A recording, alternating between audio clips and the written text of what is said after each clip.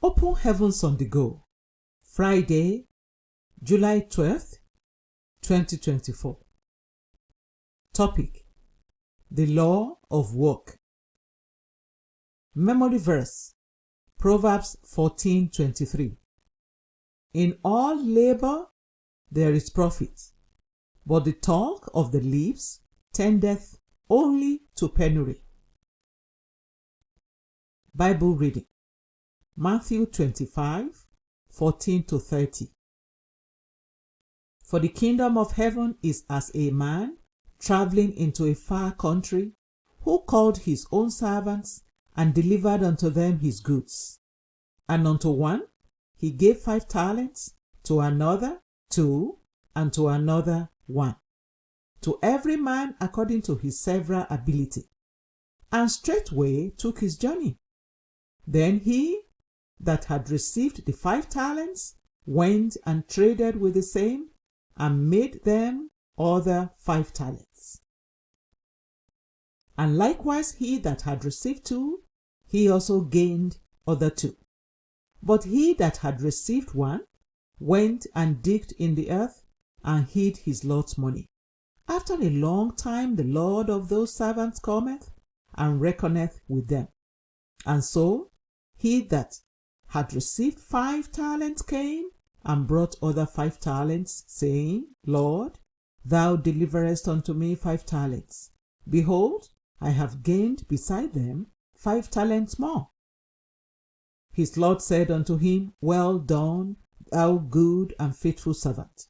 Thou hast been faithful over a few things, I will make thee ruler over many things. Enter thou into the joy of the Lord.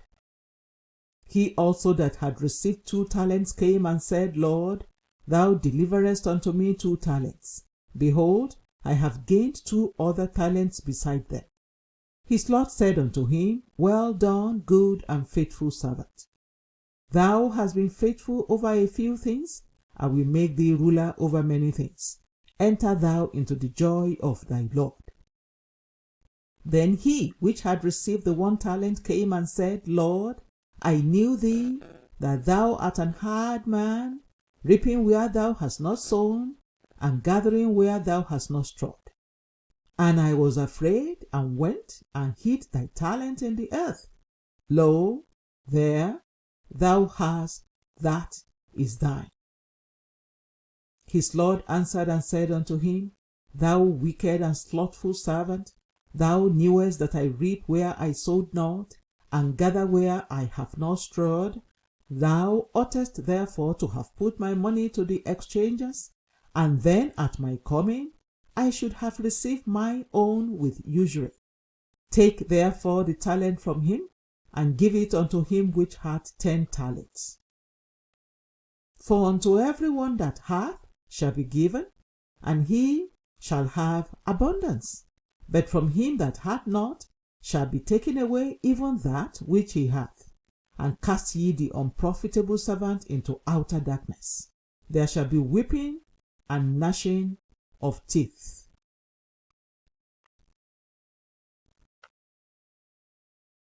The message. The law of work is similar to Newton's first law of motion, which states, in simple terms, that an object will remain at rest or in uniform motion unless it is acted upon by an external force. In other words, nothing moves until someone moves it. An individual's career will not move forward without deliberate efforts to advance it.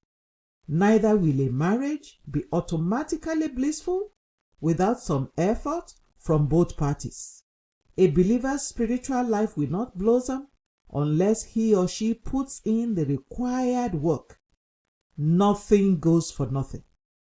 2 Thessalonians 3:10 says that those who don't work should not eat. Some people feel that because they have certain gifts and talents, things will always be good for them. That is a big lie.